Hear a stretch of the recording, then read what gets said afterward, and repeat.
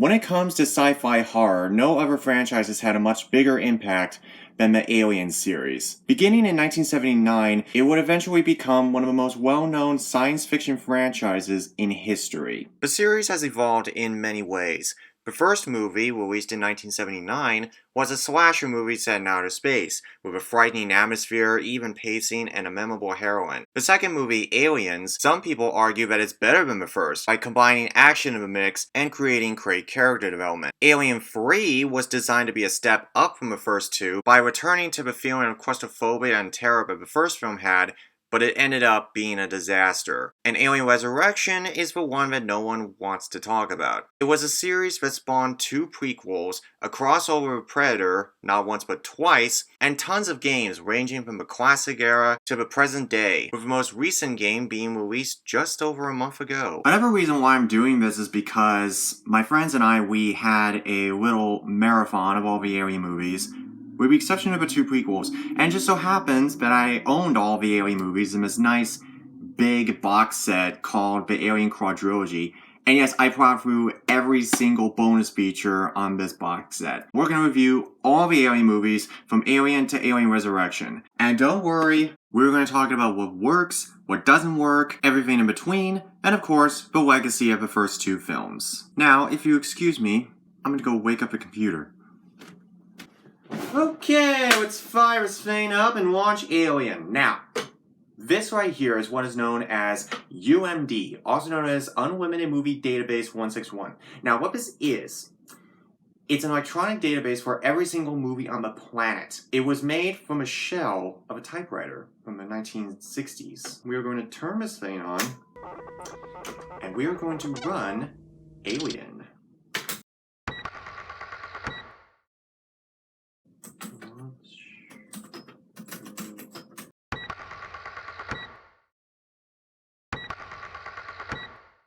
Request file Alien. Oh, that's right, I forgot. This is one of those computers where you need to enter a specific command, otherwise it won't register properly. So, we're going to type in run file Alien. See if that works.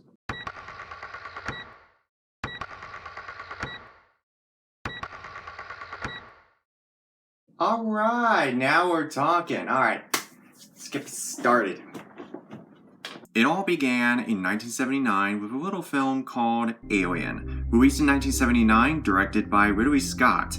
This was Ridley Scott's second movie. His first film was a now forgotten adventure film called The Duelist, although some of the people that actually worked on The Duelist also worked on Alien. Alien involves the crew of a mining ship Nostromo, Ellen Ripley, Lambert, Parker, Ash, Dallas, Brett, and Kane, being woken up from hibernation after a recent mining expedition in deepest space. The problem is that they awoke 1 year too early. The reason is that the ship's computer, named Mother, informs them of a distress call coming from a nearby planet called LV-426. They travel to the planet's surface to check it out, only to discover an alien colony that has existed for many years. Ripley, played by Sigourney Weaver, is the only one who figures out that the distress call was actually a warning. The message comes too late, as one of the crew members, played by John Hurt, is attacked by one of the alien creatures known as a facehugger. When the alien bursts out of his chest and eventually killing him, the alien, now fully grown, starts killing off the other crew members. Although it takes inspiration from other sci-fi films like It, Terror from Beyond Space and The Fame from Another World, Alien did things that no other sci-fi film did at the time. Yes, this movie came out after Star Wars, and yes, that was the reason why the movie was even greenlit in the first place, because Star Wars came out, it was hugely popular, and of course, that's the reason why it all worked. Firstly, it was the first film to cross genres between sci-fi and horror. It was the first film to combine the imagination of sci-fi with the unrelenting fear of horror. A lot of people have analyzed this movie in depth. They try to add more weight to it. I'm not really going to do that, because all you have to do is just watch a simple video on the film and they'll give you huge analysis on the world and the environments and the different themes and structure of the film. I'm not going to do that. Instead, what I'm going to do, I'm going to give you a basic easy to understand overview of the film and maybe talk about some of the themes that people have addressed. Firstly, a little background. The film was written by Dan O'Bannon, who wrote the movie as a response to the critical and commercial failure of John Carpenter's first movie, Dark Star. Yes, this movie was written in response to Dark Star. Although it's funny that there's a John Carpenter connection here because John Carpenter made the remake of The Thing, and that movie was inspired by Alien a little bit. So there's a bit of a twist here. This is not your average sci-fi movie. There's actually things about it that make it stand out. One thing that makes it stand out is the look of the film. Around this time, most sci-fi films like Silent Running, 2001: A Space Odyssey, and Logan's Run depicted a future that was clean and polished, but underneath the surface was a world that was controlled and orderly. In Alien, it depicted a future that was dirty and used, but Nostromo looks as if it had been used 20 times over. On a side note, the size of a Nostromo is immense. It's been described in the behind-the-scenes documentaries as an oil refinery in space. Yeah, an oil refinery. On top of that, the production design for LV-426 is very unique. The look was created by H.R. Geiger, who also designed the alien creature. We'll get there. His dark, moody, surreal, and nightmarish look adds to the world of Alien. Up till now, Alien worlds never looked like this before. Yes, it is true that Star Wars had environments that were not of this world or galaxy, but Alien was essentially the dark version of that. It was all black, with lots of lines going across every inch of the alien colony. The movie popularized the feeling of claustrophobia, which is the fear of being in enclosed environments. You never once see Earth. You are trapped in the Nostromo with no way of escape. In a way, you never felt safe. This adds to the terrifying experience that's presented right in front of you. By giving you no room to breathe and instead being confined to the mechanical Nostromo, it holds you in its grip and doesn't let go. This becomes especially apparent when the climax comes. The fact that you are in mostly darkened hallways is like being trapped inside a box. It's absolutely claustrophobic, and it just enhances the overall experience. Because the ship is so large, the whole ship is nothing but large corridors and hallways. You can easily feel imprisoned by it. When the alien won loose after the famous chestburster sequence, it puts you on edge because the xenomorph could appear at any time. And then of course, we have the creature itself, the alien, known in later movies as the xenomorph. This alien was unlike any other alien in the history of sci-fi. The way it looks is enough to send chills down your spine. On top of that, its biology and lore is very fascinating. The xenomorph latches onto someone through an egg and breeds what is known as a chestburster inside of you. Once it's released, it needs to breed in order to survive because the lifespan of the xenomorph is so short. The way it travels is through the ventilation system. This is how it can get from one part of a ship to another. Knowing that fact only adds to the suspense. Because of the fact that it can travel anywhere in the air vents, there is a good chance that it will appear out of nowhere. Its blood is made of acid, and judging from some of the throwaway lines in the movie, it looks as if they have been around for hundreds of years. The movie Prometheus actually tried to explain where the xenomorphs came from, but it only left you with more questions. The designs were inspired by H.R. Geiger's paintings that were published in an art book he did in 1977, and the painting of choice that was used for the design of the xenomorph creature was titled Necronom 4. These designs could have only worked in the Alien universe. Anywhere else, it just would not have fit. Although H.R. Geiger would work on many other movies, including Species. So it's interesting how his surreal art style would actually fit in the world of sci-fi. Actually, what's interesting about this movie is that this movie was originally supposed to be about truckers in space encountering an alien, but the script was changed to miners out in space who encounter the alien. The effects are something that anyone who is a fan of practical filmmaking will love. A combination of models, matte paintings,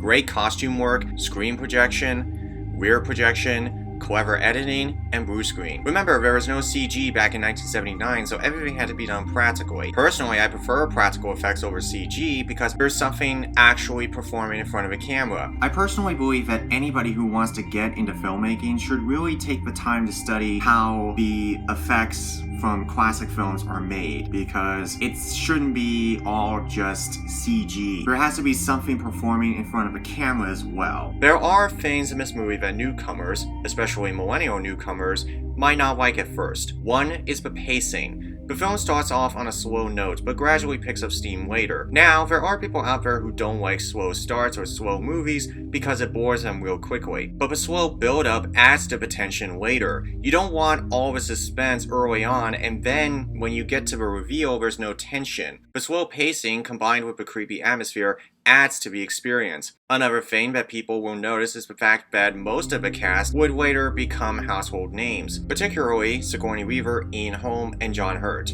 There are a couple other well-known cast members that you might recognize from other movies, particularly Veronica Cartwright, who is the teenage daughter in The Birds, and Harry Dean Stanton, a character actor in films like The Missouri Breaks, for example. Some of the sequences of the movie have become iconic. The famous chestburster scene, which took many tries to get right, the descent into the alien colony on LV-426, and the climax in the escape pod, or escape ship in this case. It's all here on full display, all directed by a talented director. Interestingly enough, Ridley Scott would actually return to the sci-fi genre years later with Blade Runner and The Martian.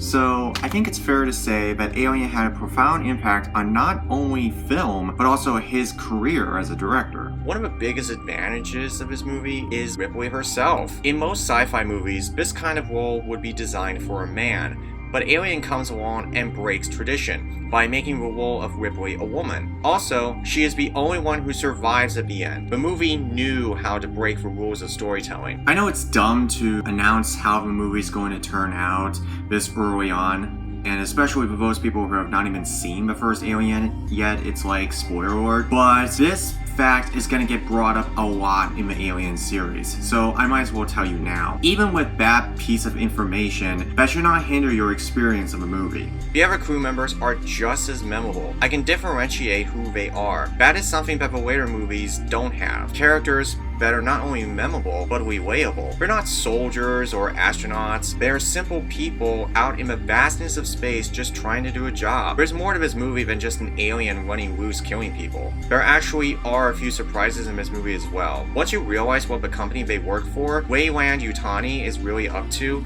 it comes as a complete surprise. And without giving too much away, one of the crew members named Ash is not who he says he is. The only thing I'll say is that there's a reason why he's so interested in studying the facehugger so much.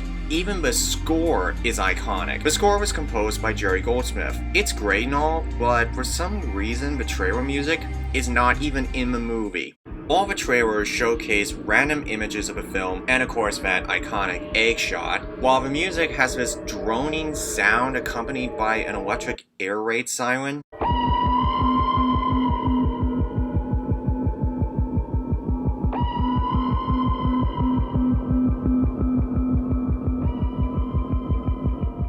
Why was this not in the movie? If you're new to the series and you just found out that there's a director's cut, well yes, there is a director's cut. Don't watch it. Ridley Scott himself said that the theatrical version is his preferred version. There's actually a director's cut of all 4 Alien films, and we'll get to them as we go. The reason why some of those scenes were cut in the first place was because it would slow the pace of the film even more. One example is the scene toward the end where Ripley's trying to escape from Nostromo and she uncovers Dallas in a cocoon, and he asks her to kill him out of mercy because he doesn't want to be eaten by the xenomorph. And keep in mind that this scene is in the middle of his great escape from the Nostromo, where she's trying to get to his escape pod along with her cat Jones. It slows the pace down. Not that the scenes were bad or anything, but there are times where those scenes do slow down, so don't watch the director's cut, only watch the theatrical version. Oh, but how could I possibly forget the themes? One theme in this movie is the fear of the unknown. What you don't know and what you don't see is more terrifying than what you do. The idea of foreboding before we even see the creature has also been brought up many times. This, combined with certain sound and visual cues, puts us on edge. We know something is going to go down, we know that an alien creature is coming, we don't know when yet. Also, this movie, along with Halloween, which came out the year before, used the Hitchcock trick. The trick involves 2 people who are sitting at a diner and there's a bomb underneath the table and it's going to go off in 5 minutes. You know when it's going to go off, but the characters in the movie don't. Once again, Ridley Scott and John Carpenter uses the trick to the fullest, and they're executed beautifully. This movie also has H.P. Lovecraft symbolism all over it. It's almost as if this movie came from the mind of H.P. Lovecraft. but it didn't. There are sexual undertones in this movie, or at the very least some people have addressed that there are sexual undertones, but I don't really agree with that because I've seen this plenty of times and I did not see any sexual undertones in this movie. Alien is a one-of-a-kind movie. To anyone who is doubtful of its impact, all you need to do is look at the tagline. In space, no one can hear you scream. That alone is enough to frighten you. It's not only one of the most recognizable quotes of all time, it also fits the movie extremely well. The movie overall is a terrifying experience from beginning to end, and that's what a good horror film does. If it scares you, then it's doing its job. This movie is one of my favorite films of all time. It's one of those movies that broke the rules in terms of conventional storytelling. I'm of course referring to sci-fi, not storytelling in general. There would be many other sci-fi horror films that would follow that were either alien-inspired films or were flat-out rip-offs. And while none of them are inherently bad movies, I mean some of them are better than others, none of them have any of the real heart or soul or passion that was in the movie that they were inspired by, Alien. And that's a high compliment given what the series will become later on. Alien was a landmark film that set new standards for sci-fi horror. Alien is not just a masterpiece of sci-fi horror, it is a lost art form of not horror, but terror.